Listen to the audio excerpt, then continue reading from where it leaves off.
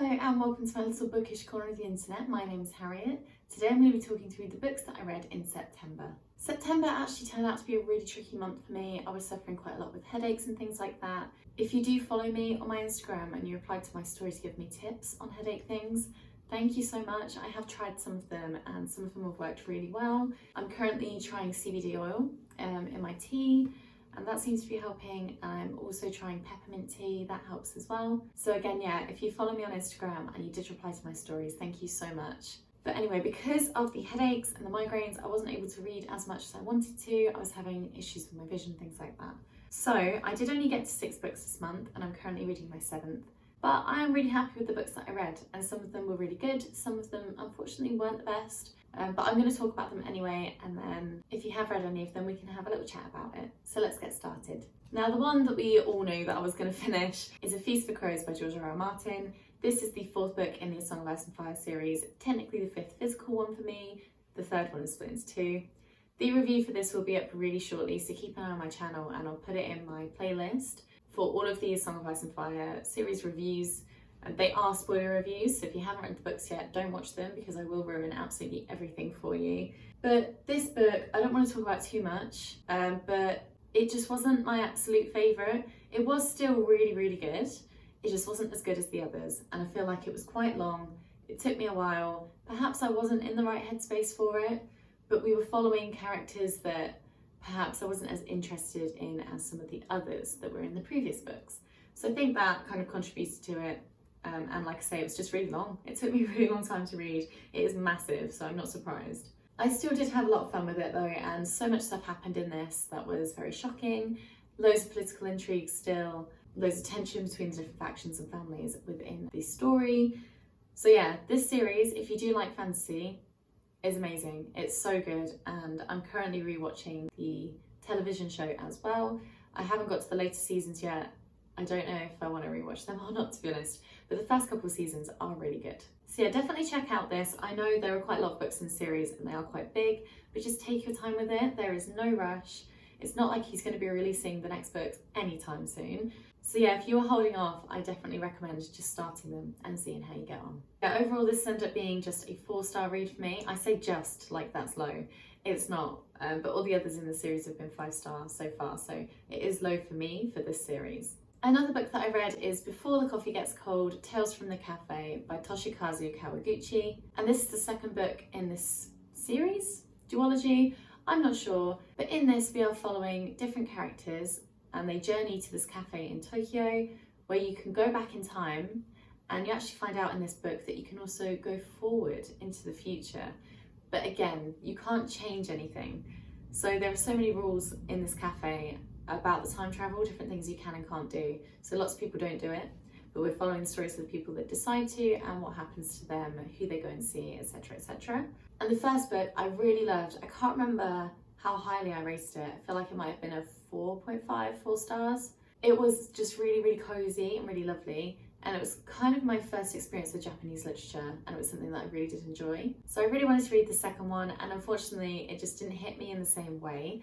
It wasn't bad by any means. It's written very beautifully. The characters are all quite well established, but there are quite a few characters and it's hard to remember how they relate to each other. And if we've seen them before in the previous book, there are some recurring characters, but I don't feel like you have to necessarily read the first book to read this one. So you could read either or. But yeah, for me, it just wasn't the perfect book.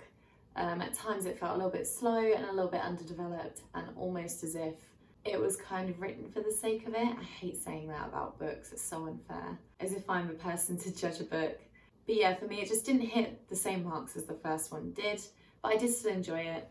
So I ended up giving it a 3.5 stars. And then we get onto an arc, which I don't get sent a lot of, so I was really excited about this. And it was basically described as a book that you would love if you like films like The Lighthouse, any kind of like psychological horror thriller, and I do completely agree with that. So it is The Yellow Oak by Victor Val, and I was very kindly sent this as an ARC, so an advanced reader copy, but I was asked to give my completely honest opinion and to give feedback on any like grammatical errors, punctuation errors, spelling mistakes, things like that. But I didn't find any of those, which is really good. I have been sent ARCs before in the past where there have been quite a lot of mistakes, so this was really, really fun. and I did very much enjoy reading it. I don't want to tell you too much about the plot because it is set in a certain place, and that is where the whole story is kind of set, so I don't want to ruin it for you, but I'll leave the link down below for you to go and check it out if you do want to purchase it. It comes out early in October, so it's perfect to read for Halloween, and I definitely agree that if you like The Lighthouse, I feel like you'd really enjoy this. And also Annihilation by Jeff Vandermeer. If you enjoy that book, I think you'll really like this as well. However, I'm not the most avid horror reader or psychological thriller reader, anything like that, so I was trying it to see how I'd feel about it.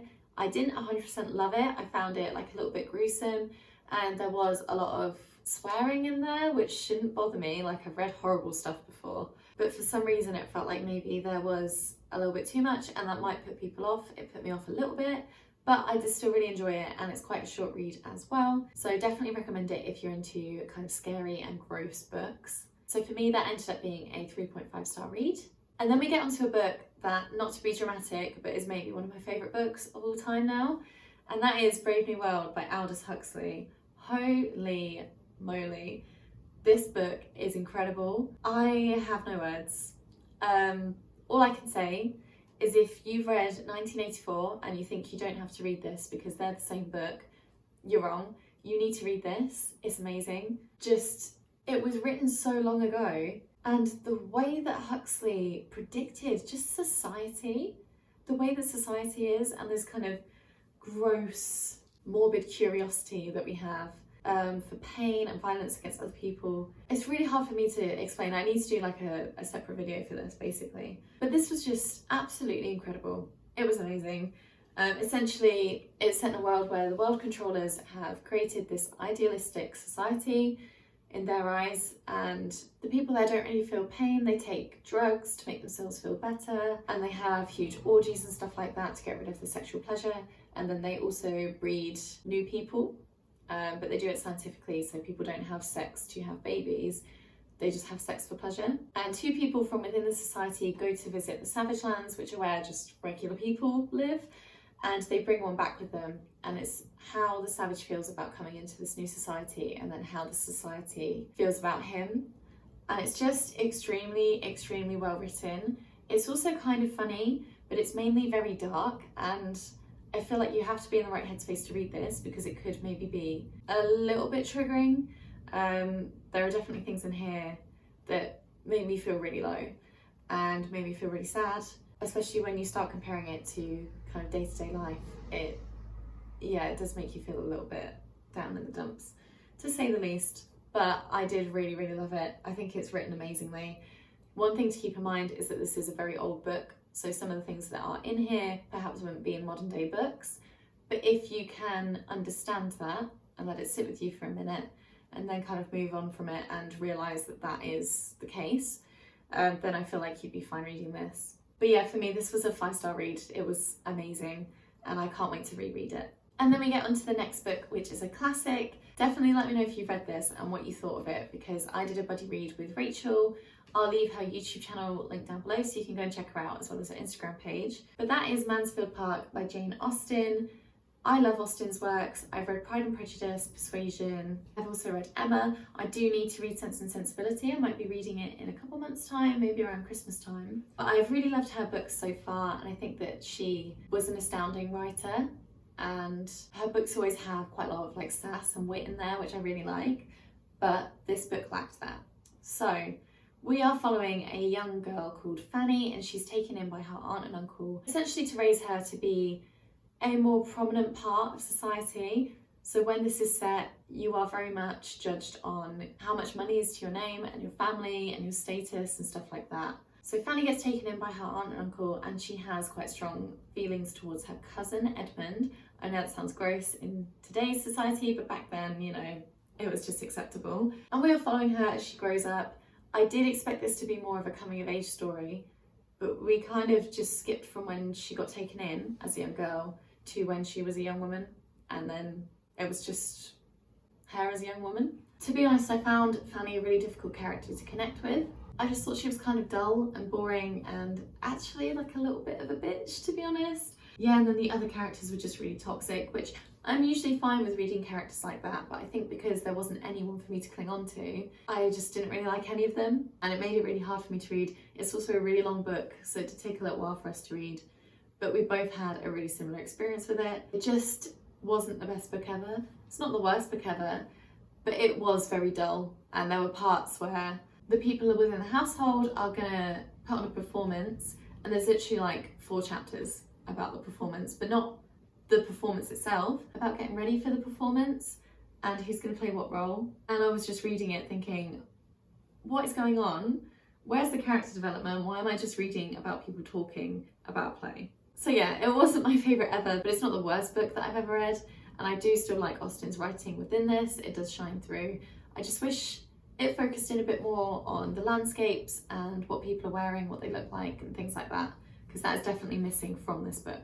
So unfortunately, this was just a 2.5-star read for me, and that's me being generous. Yeah, I think the thing that made it better was doing a buddy read, because we could moan about it with each other, and that was quite fun. So I think that's probably why the rating is a little bit higher. But yeah, I don't think I will ever reread this ever again.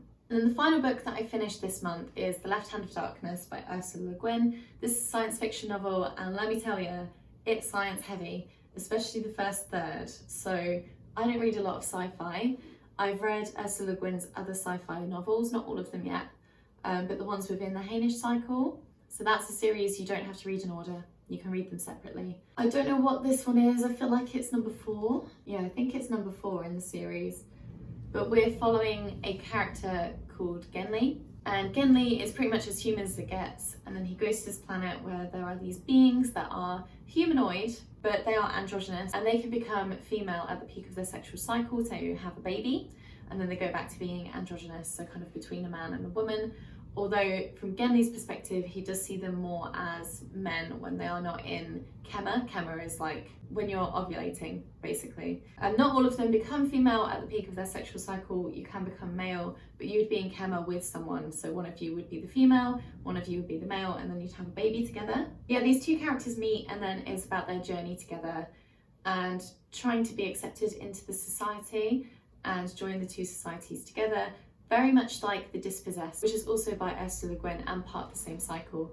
I got big Dispossessed vibes from maybe the first part to the middle of the book, and then the end was completely different. But yeah, the first third was just a little bit hard for me to read. And then from there, I really, really loved it. It was just that first section I found it really, really difficult to get into, and it was quite science heavy, which I'm not used to. So this ended up being the first book by Ursula Le Guin that I haven't given a 5-star rating to, which is kind of sad, but it still gets a 4.5-star rating, which is super high. And I'm still going to do a video on this because there's so much that I want to touch on. It was a brilliant book. It just took me a little while to get into it, but from that point it was just stellar, and I absolutely adored it. And the last book I'll show you is the one that I'm currently reading, and that is Stardust by Neil Gaiman. I said I was going to get to this. I'm determined. I've only read a couple chapters so far, but if it keeps going the way that it's going, I feel like it's going to be maybe a 4, 4.5, maybe even 5-star read, which would be amazing. And we're following Tristan Thorne. He falls in love with Victoria Forrester and vows to bring her a fallen star as an act of his undying love for her. And he has to go over the town's ancient wall into the land of the fairy. So yeah, it's an adventure about Tristan and the characters that he meets and the things that he does. And I feel like I'm gonna love it. I need something very easy to read at the moment, and just something to lift my spirits up and give me a really nice start into autumn. So yeah, those are all of the books that I read in September. I hope you enjoyed this video. Definitely let me know down below if you've read any of these books and what you thought of them. But that is it from me today. Thank you so much for watching, and I'll see you in my next video. Bye!